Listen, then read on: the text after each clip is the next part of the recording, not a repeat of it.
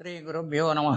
ஹரி ஓம். குரு ராகவேந்திர சரித்திரத்தில் இது 30வது எபிசோட். போன எபிசோடில் வேங்கடநாதருடைய திருமணம் மிக சிறப்பாக நடந்ததை பார்த்தோம். திருமணம் முடிந்து மணமகளை அழைத்துக் கொண்டு மணமகன் வீட்டார் அவர்கள் ஊருக்கு செல்ல வேண்டும். அதுக்கான சகல வசதிகளையும் செய்து தந்து வாசுதேவாச்சாரம் அவர் மனைவியும் திருமண தம்பதிகளுடன் மாப்பிள்ளை வீட்டாருடனும் மாட்டு வண்டியில் புறப்பட்டு ராமச்சந்திராபுரம் புறப்படுகிறார்கள்.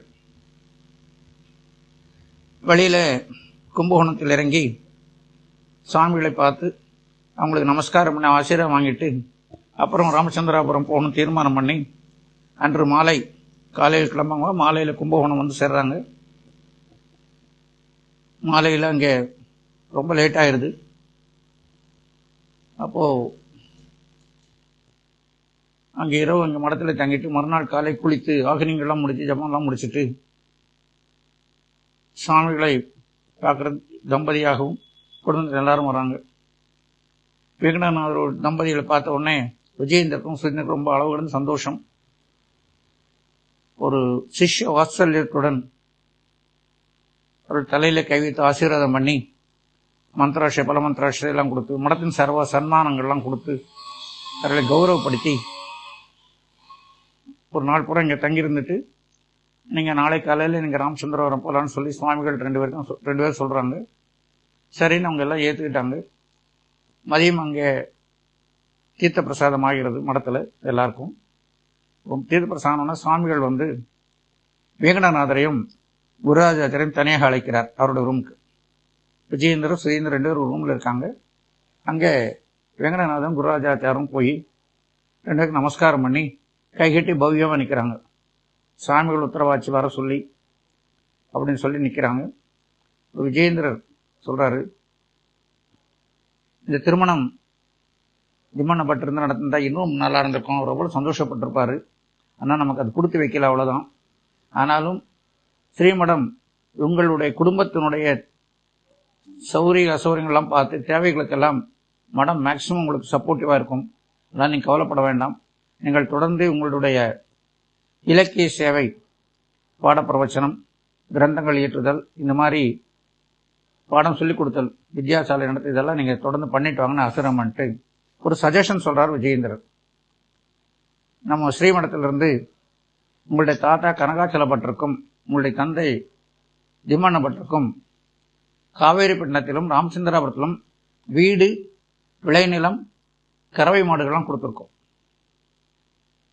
இப்போ இந்த 2 இடத்துலையுமே அந்த வீட்டில் நீங்கள் ராமச்சந்திராபுரத்தில் குருராஜர் ஆல்ரெடி இருக்கிறதுனால அவர் சொல்கிறார், நீங்கள் ராமச்சந்திராபுரத்தில் இருந்துக்கோங்க. வேங்கடநாதனும் சரஸ்வதியும் காவேரிப்பட்டினத்தில் அங்கே தங்கி இருக்கட்டும். காவேரிப்பட்டினத்தில் அங்கே அந்த வித்யாபீடத்தை நன்கு அபிவிருத்தி செய்து மாணவர்களுக்கு எல்லாம் வேங்கடநாதன் சொல்லிக் கொடுத்து கொண்டு இருக்கட்டும். இதே என்னோட அபிப்பிராயம், நீங்கள் எப்படி ஃபீல் பண்ணுறீங்கன்னு கேட்குறாரு. சகோதரர்களும் சொல்கிறாங்க, சுவாமிகள் என்ன உத்தரவாதம் நாங்கள் அதே மாதிரி செய்கிறோம், எங்களுக்கு எல்லாம் எந்த விதமான மாற்று கருத்து இல்லைன்னு சொல்லி 2 பேர் சொல்கிறாங்க. சரின்னு சொல்லி அவங்களுக்கு மறுநாள் அவங்க ஆசை பண்ணுறாங்க. அப்போ அங்கே இருக்கக்கூடிய ஆச்சாரர்கிட்ட சொல்லி இவர்கள் பயணத்துக்கு தேவையான ஏற்பாடுக்கு பண்ண சொல்கிறார். காலையில் அவர் வந்து எர்லி மார்னிங் உங்களுக்கு காலையில் டிஃபன் ரெடி பண்ணுறது, ஏன்னா இவங்களுக்கு மடத்தில் காலையில் டிஃபன் இருக்காது. அவர் வீட்டில் டிஃபன் ரெடி பண்ணி இவங்க வராதுக்கும் டிஃபன் கொடுத்து கையில் சாதமெல்லாம் கட்டி கொடுத்து ராமச்சந்திராபுரம் போகிறதுக்கு வண்டி ஏற்பாடு பண்ணி கொடுத்து எல்லாத்தையும் வண்டியில் ஏற்றி அனுப்புகிறார். இவங்க எல்லாரும் ராமச்சந்திராபுரம் வந்து சேர்கிறார்கள்.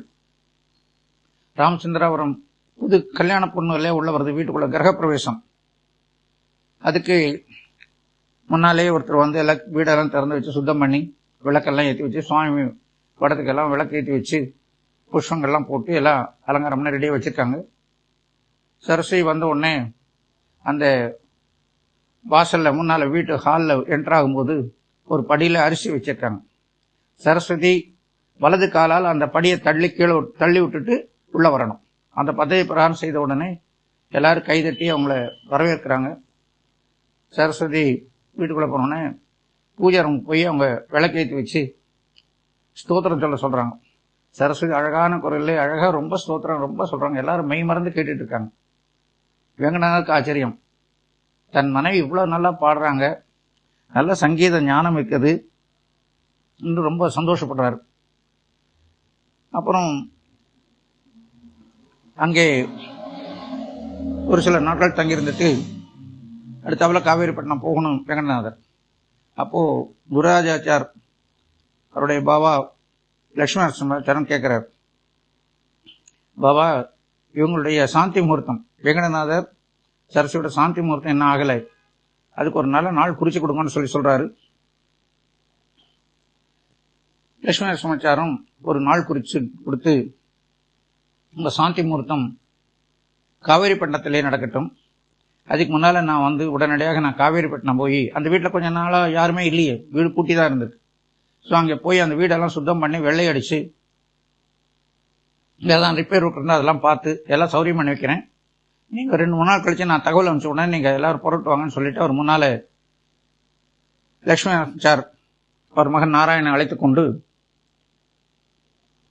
காவேரிப்பட்டினத்துக்கு போறார்.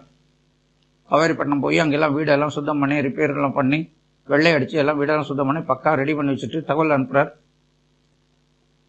எல்லாரும் அங்கே இருந்தவங்க எல்லாரும் மாப்பிள்ளை வீட்டார், பொண்ணு வீட்டார், வாசுதேவாச்சார் மனைவி, அவருடைய மனைவி சரஸ்வதி, வெங்கடநாதர், அப்புறம் கோபம்மா, கோபிகாம்பா, குருராஜாச்சார், கமலாதேவி, அப்புறம் அவருடைய வெங்கட் நாராயணன், அத்தனை பேரும் காவேரிப்பட்டினத்துக்கு புறப்படுறாங்க.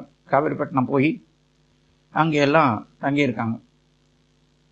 அவங்களுக்கு அந்த சாந்தி முகூர்த்தெல்லாம் ஏற்பாடு, சாந்தி முகூர்த்தம் சிறப்பாக நடக்கிறது.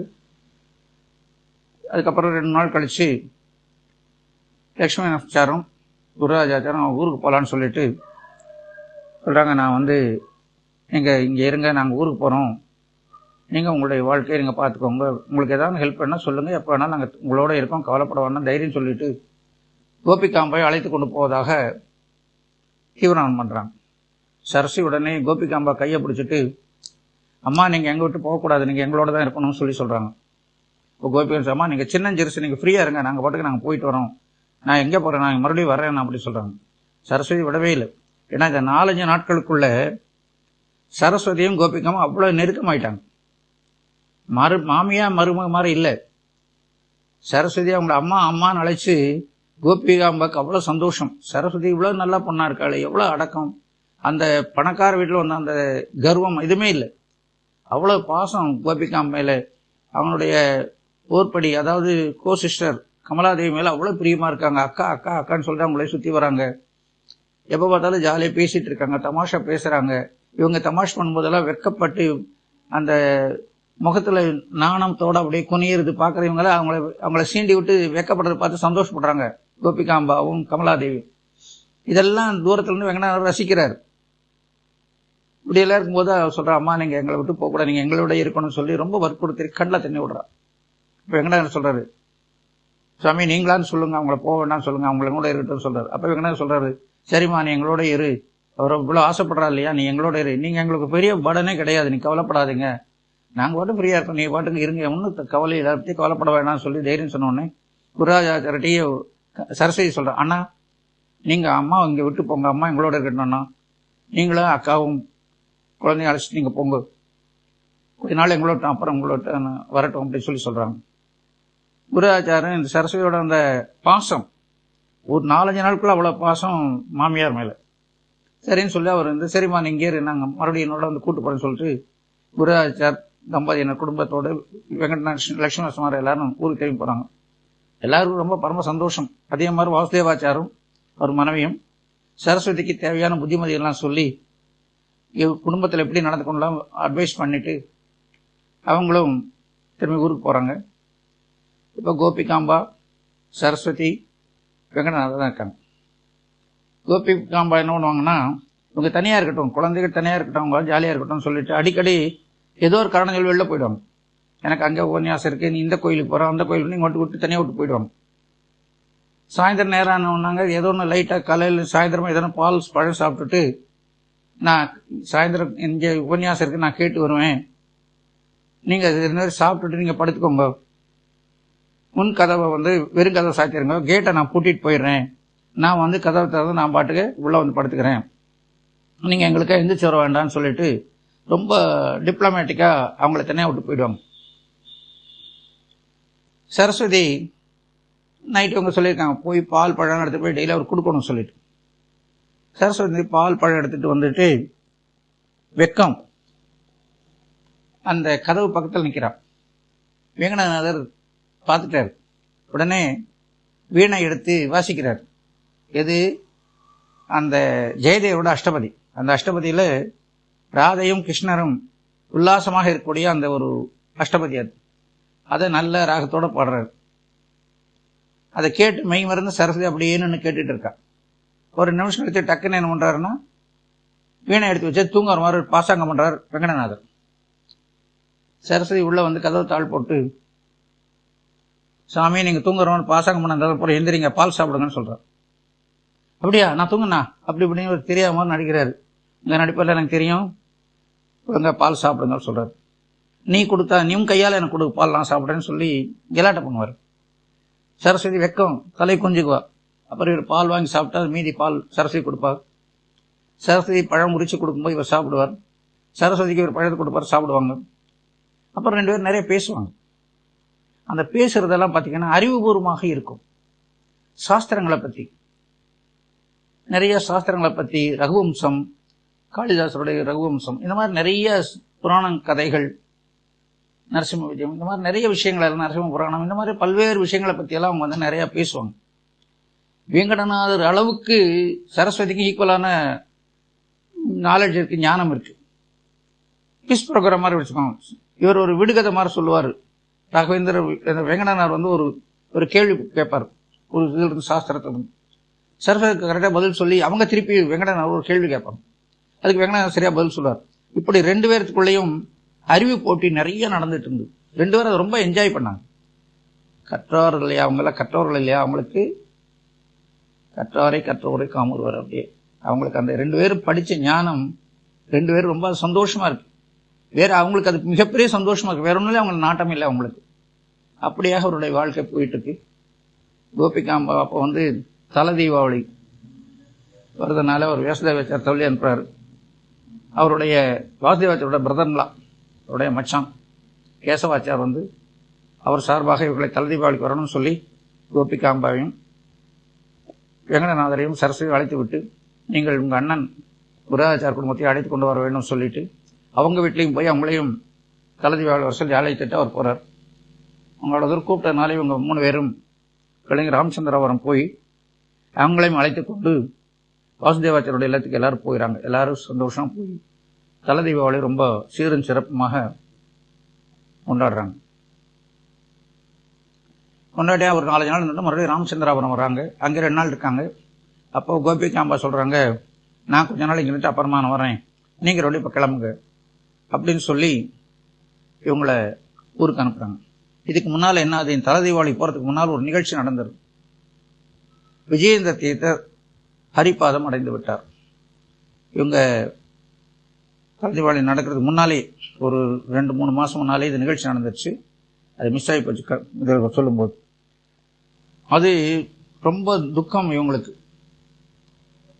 விஜயேந்தர் ஹரிபாதம் அடைந்து விட்டார்னு சொன்னோன்னே வெங்கடநாதர் கண்ணில் தண்ணி. கோபிகாம்பாக்கும் துக்கம் தொண்டை அடைக்குது. ரொம்ப வருத்தப்பட்டாங்க 2 பேரும். சரஸ்வதிக்கும் வருத்தம். அப்புறம் கோபிகாம்பா வெங்கடநாதர் சமாதானம் பண்ணி, இறைச்சித்தம் நம்ம ஒன்றும் பண்ண முடியாது, அவருக்கு நம்ம செய்ய வேண்டிய பிரார்த்தனை நமக்கு செய்யணும்னு சொன்னேன். அன்றைய இரவு முழுவதும் ஹரிபஜனை, நாம சங்கீர்த்தனம், பாடப்பிரவச்சனங்கள், வேத கோஷங்கள் எல்லாம் பண்ணி விடிய அதெல்லாம் பண்ணி விஜயேந்தருக்கு அன்னைக்கு பூரா உபவாசம் இருந்தாங்க. அவங்களுடைய பிரார்த்தனை செய்துவிட்டு மறுநாள் அவங்களுடைய இதெல்லாம் பார்த்துட்டு இருக்காங்க. தல தீபாவளி போயிட்டு ராமச்சந்திரா இருந்து காவிரிவட்டம் போகும்போது கும்பகோணம் வந்து விஜயேந்திரோடைய பிருந்தாவன் பார்த்த உடனே வெங்கடநாதர் கண்ணில் தண்ணி விட்டு அழுகிறார். எங்களை எல்லாம் விட்டுட்டு நீங்கள் போயிட்டீங்களே, உங்களுடைய கைடன்ஸ் எங்களை எவ்வளோ நல்லா தைரியமாக இருந்தோம், நீங்கள் இல்லாத வெற்றிடமாக இருக்குதுன்னு சொல்லி ரொம்ப வருத்தப்பட்டு பிருந்தாவனத்துக்கு பிரதேச நமஸ்காரம் பண்ணி பாதூரம் வாங்கி சாப்பிட்டு, அப்புறம் இவரை பார்த்து அங்கே ஆச்சார் ஒருத்தர் வந்து இவரை ஸ்ரீதர் தீர்த்தம் அழைத்து சொல்கிறார். ஸ்ரீதர் பார்த்த உடனே, ரங்கநாதவா ரொம்ப சந்தோஷம், எப்படி இருக்கு என்ன விசாரிக்கிறார். அப்புறம் சொல்றாரு, நம்ம மகா குரு நம்மளையெல்லாம் விட்டு போயிட்டாருங்கிற ரொம்ப வருத்தமா இருக்கு, கேட்டு ரொம்ப வருத்தமா இருக்கு, என்னால் சமாதானம் ஆக முடியல சொல்லும்போது ஸ்ரீதர் சொல்றாரு, அவர் கண்ணிலே தண்ணி வருது. ஆமா, மிகப்பெரிய வெற்றிடமாகி போச்சு, அவரிடத்தை யாரும் நிரப்ப முடியாது, அவர் இருந்தா இன்னும் நிறைய நம்ம அவர்களும் கத்திருந்துக்கலாம், அதுக்கெல்லாம் சந்தர்ப்பம் இல்லாமல் போச்சு அப்படின்னு சொல்லி அவர் ரொம்ப வருத்தப்படுறாரு. அப்புறம் கொஞ்ச நேரம் பேசிட்டு அவர் அங்கிருந்து புறப்படும் போது ஸ்ரீதர் ஒரு பெரிய பண முடிப்பை வேகநாதன் கொடுக்கிறார். சாமி என்ன இதுன்னு கேட்கிறார். இது குருவின் கட்டளை. குரு கடைசியில உயிர் போற வரையிலும், உயிர் பிரிவு வரையிலும் உன்னை பற்றி தான் நிறைய பேசியிருக்காரு, உன்னை பற்றி நிறைய பேசியிருக்காரு. அதனால அவருடைய கட்டளை, அதாவது சீனியர் பண்டிதர்களுக்கெல்லாம் கொடுக்கக்கூடிய சம்பாவனை உனக்கும் கொடுக்கப்பட வேண்டும், வருஷா வருஷம் 1000 வராகன் கொடுப்போம், அந்த வராகன் உங்களுக்கும் கொடுக்கணும்னு சொல்லியிருக்காரு. இதுவா அதுக்கு உண்டான ஃபர்ஸ்ட் சம்பாவனை சொல்லி 1000 வராகன் கொடுக்கிறாரு. இதனை கண்டிப்பாக ஏற்றுக்கணும்னு சொன்ன உடனே இதுவே குரு பிரசாதம் சொல்லி அவர் ஏற்றுக்கொண்டு காவேரிப்பட்டினத்துக்கு வருகிறார். அடுத்த எபிசோட்ல மீதி